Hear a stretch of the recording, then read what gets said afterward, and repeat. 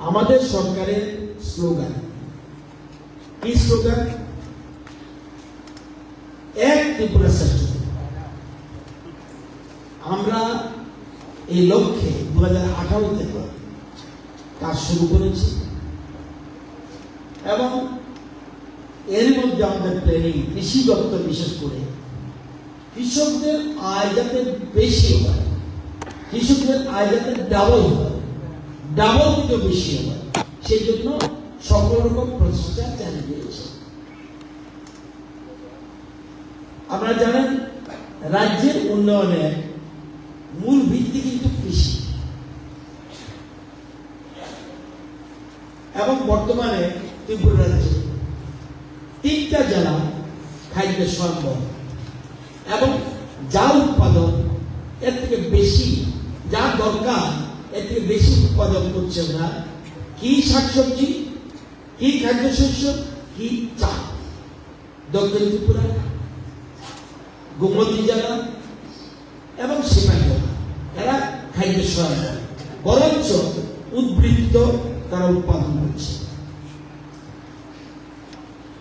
খোয়াই এবং ধলাই জেলা স্বয়ম্বরের কাছাকাছি, ধলাই অলরেডি সমান সমান তারা চেষ্টা করছে এবং খোয়াইও কাছে যারা পৌঁছেছে, ঊনকোটিও কিছুটা কাছে স্বয়ম্বরের জায়গায় পৌঁছেছে। শুধু পশ্চিম ত্রিপুরা আর উত্তর ত্রিপুরা আমরা পিছিয়ে আছি, কিন্তু আমাদের সরকার চেষ্টা করছে রাজ্য সম্পূর্ণ যেন খাদ্য স্বয়ম্বর হয়। লেপুঙ্গাত আপনারা জানেন কৃষি মুখে বললে হবে না যে ডেভেলপমেন্ট করবো, কিছু প্রায় মারবো। সেই জন্য আমরা গ্রাম স্তরে ভিলেজ নলেজ সেন্টার, কয়েকটা পঞ্চায়েত মিলে একটা ফার্মার নলেজ সেন্টার, আবার এসএ এলাকায়, এই সেক্টর এলাকায় আমরা কৃষক বন্ধু কেন্দ্র, পাশাপাশি আমাদের এসএ অফিসে এখন থেকে যে রিসার্চ অ্যান্ড ট্রেনিং সেন্টার আমরা করতে যাচ্ছি। বর্তমানে 58টা ব্লক আছে ত্রিপুরাতে, 58টা ব্লকে যেন আমরা এসএ অফিস করতে পারি সেই প্রচেষ্টা আমাদের জারি রয়েছে। এখন পর্যন্ত আমরা 47টা করেছি এবং আমরা জানলে খুশি মানে 1 বছরের মধ্যে আমরা 5টা এসএ অফিস করেছি, যা অতীতে কোনোদিন সম্ভব হয়। আমরা করেছি লেপুঙ্গা, আমরা করেছি বেলমারি, আমরা করেছি ওল্ড নাগরতলা, আমরা করেছি যুবরাজনগর। এরকমভাবে আমরা কতগুলি এসএ অফিস ওপেন করেছি এবং শুরু করে দিয়েছি কাজ। এবং প্রত্যেক জায়গায় আমাদের নিজস্ব বিল্ডিং, বর্তমানে আমরা এসএ অফিস লেপুঙ্গাতে আছে, আজকে সেখানে আমরা নতুন বিল্ডিং এর জায়গা আমরা ঠিক করেছি। তো এই জন্য এসএ অফিসের জন্য খরচ যাবে 2 কোটি 12 লক্ষ, আর কৃষক বন্ধু কেন্দ্রের জন্য খরচ হবে 80 লক্ষ এবং কাজ শুরু হয়ে গেছে। একটা কথা মনে রাখতে হবে, আপনাদের এই লেপুঙ্গা ছোট্ট এলাকা কিন্তু কতটুকু আয়তন? 2913 হেক্টর। তো মোট কৃষকের সংখ্যা কত? 3810, যারা রেজিস্টার্ড কৃষক। মোট জনসংখ্যা কত লেপুঙ্গায়? 28,050 জন। এখানে আমাদের খাদ্যশস্য কত দরকার? লেপুঙ্গাতে 6,335 মেট্রিক টন। লোক কত আমাদের? 28,050 জন। আমাদের কত দরকার খাদ্যশস্য? কিন্তু এই 28,000 মানুষের জন্য বছরে 6,335 মেট্রিক টন। আমরা কতটুকু উৎপাদন করি? 3,052 মেট্রিক টন। তাইলে আমরা স্বয়ম্বর না? তাহলে অন্যরা থেকে আমাদের আনতে হবে, হয় দক্ষিণ ত্রিপুরা থেকে আনতে হবে, নতুবা রাজ্যের বাইরে থেকে আনতে হবে, নতুবা গোমতীর থেকে আসতে হবে, নতুবা সিপাহীজলা থেকে আসতে হবে। তাইলে এই জিনিসটা বুঝতে হবে। আমরা কিন্তু লেপুঙ্গা খাদ্যের স্বয়ম্বর না, মূল প্রধান। তাইলে চাল কতটুকু দরকার আমাদের? আমাদের চাল দরকার 5,828 মেট্রিক টন। আমরা কত লেপুঙ্গাতে উৎপাদন করি? 2,787 মেট্রিক টন। যদি চাল না হয় অন্যান্য খাদ্যশস্য থেকে স্বয়ম্বর করা দরকার। আমাদের ঘাটতি 3041 মেট্রিক টন। কিন্তু একটা মনে রাখতে হবে, কৃষকদের আয় ডাবল করার জন্য আমাদের প্রধানমন্ত্রী কিষাণ সম্মান নিধিতে আমরা লেবুর কজন আমরা 6,000 টাকা করে বছরে পাচ্ছি, 1033 জন পাচ্ছি। তাদের অ্যাকাউন্টে এখন পর্যন্ত কত টাকা গেছে? 2,72,00,000। আরো যারা কৃষক আছেন প্রেয়ার করতে হবে। সরকার টাকা দেওয়ার জন্য তৈরি, কৃষকদের দেওয়ার জন্য তৈরি। আপনি পিছিয়ে থাকলে কিছু করতে হবে না। তাহলে কি হলো? আমি বলছি একটু আগে, কৃষকের সংখ্যা 3,810। তাহলে টাকা পাচ্ছে কজনে? টাকা পাচ্ছে 152, 1033 জন। তাহলে আমরা দরখাস্ত দিচ্ছি না। ইচ্ছা করলেই কিন্তু এগ্রিকালচার সেক্টর অফিসে, এসএ অফিসে গেলেই আপনি বছর 6,000 টাকা পেতে পারেন।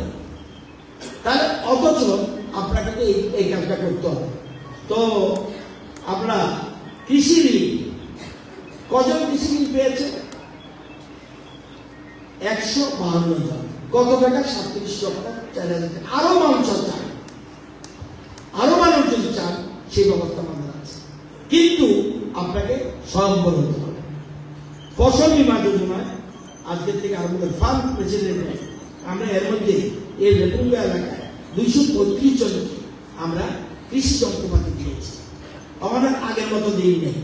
সেই জমি চাষ করা থেকে শুরু করে, ধান রোয়া লাগা থেকে শুরু করে, ধান কাটা, নিড়ানি সবকিছু মেশিন। সেই জন্য এখন আগের মতো গরু দিয়ে মানুষ চাষ করে না। এখন সেই জন্য আমরা চেষ্টা করছি যত বেশি আমরা কৃষকদের যাতে আমরা কৃষি যন্ত্রপাতি দিতে পারি, সেই জন্য আমরা কৃষি যন্ত্রপাতি গত 6 বছর কতজনকে দিয়েছি? আমরা 38,781 জনকে। কত টাকা গেছে? 242 লক্ষ টাকা গেছে রাজ্যে এই 6 বছরে কৃষি যন্ত্রপাতি দিতে গিয়ে। এবার আগে যারা সরকার ছিল তাদের 5 বছরে কত টাকা খরচ করেছে কৃষি যন্ত্রপাতির জন্য? 28,35 লক্ষ। আমরা কত খরচ করেছি? 242 লক্ষ।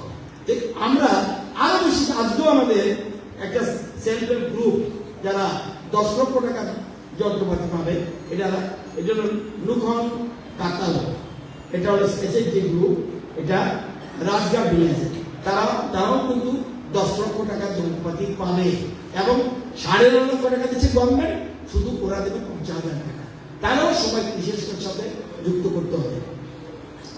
আমার মূল কথা যে জিনিসটা মনে রাখবেন, অনেকে বলতে পারেন, সাংবাদিক বন্ধুরা এখানে আছে, বলতে পারে যে আগে থেকে এখন উৎপাদন বেশি হচ্ছে কিনা। ইয়েস, হচ্ছে। আমি যদি দেখি উত্তর ত্রিপুরাতে আগে 1 হেক্টরে কতটুকু উৎপাদন হতো?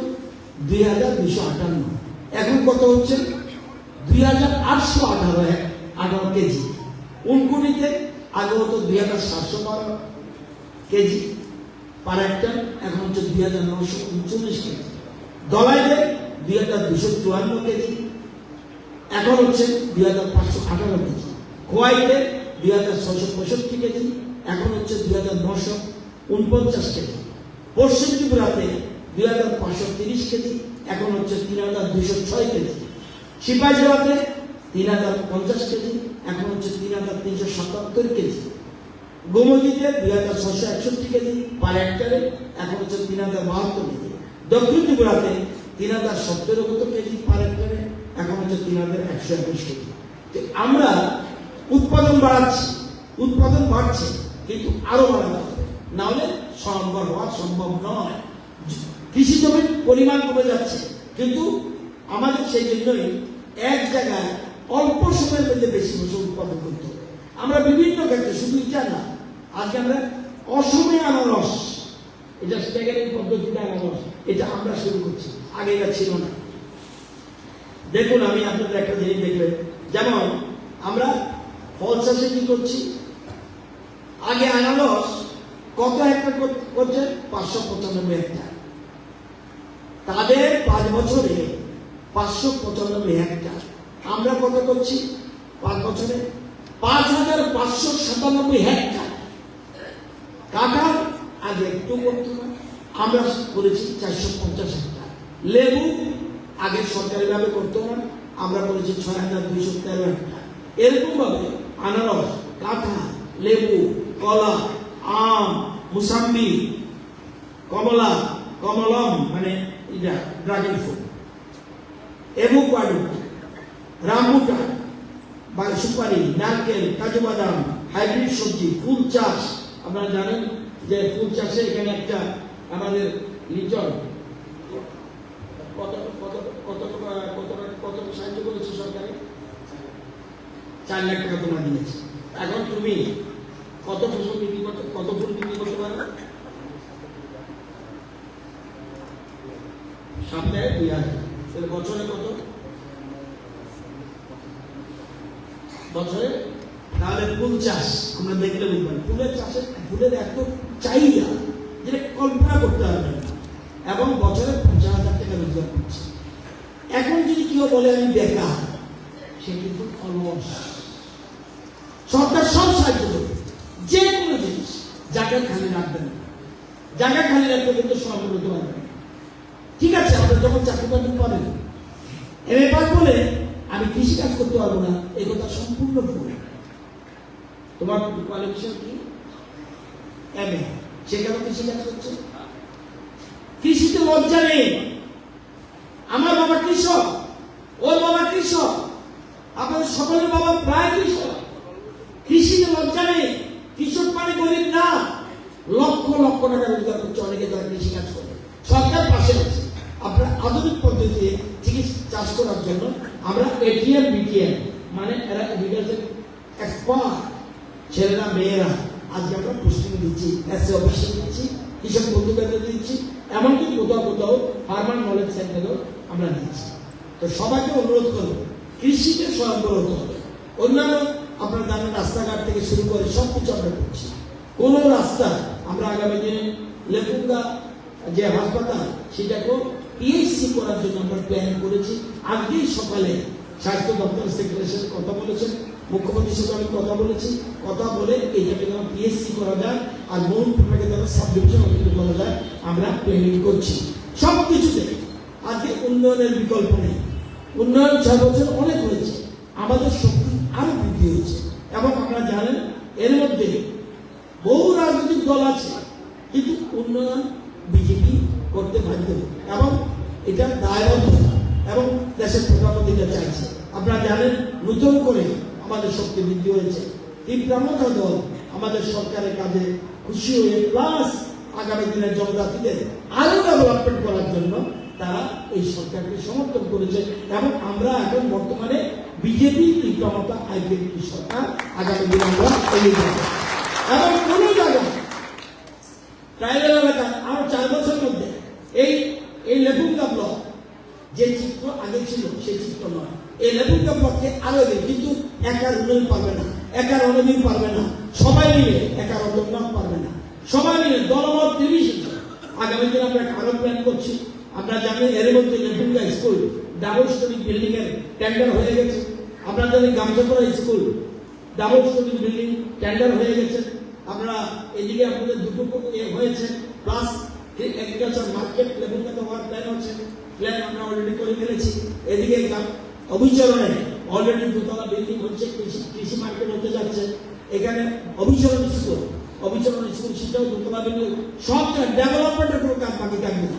এবং আমাদের উনি নিজেই পিডব্লিউডি দপ্তরের মন্ত্রী এডিসি এলাকায় আমাদের এবারে বাজেটে রেখেছি প্রত্যেক বিধানসভা কেন্দ্রে 30 কিলোমিটার পাকা রাস্তা আমরা করবো উইদিন 1 ইয়ার। 30 কিলোমিটার পাকা রাস্তা সেক্ষেত্রে যা এবং আমি বলেছি লেপুঙ্গা এলাকা যাতে 10 কিলোমিটার মিনিমাম হয় সেদিকে লক্ষ্য রাখতে হবে।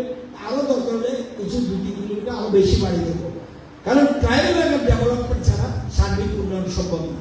আপনারা সবাই অনুরোধ রাখবেন এবং যারা জনপ্রতিনিধি আছে তাদের হাতকে শক্তিশালী করবেন, এই সরকারের পাশে থাকবেন। আগামী দিন আমরা এক টুকরা স্বাস্থ্যসেবা করব, এটা আমাদের অঙ্গীকার। আপনাদের সকলের সহযোগিতা চাই, পারবেন তো?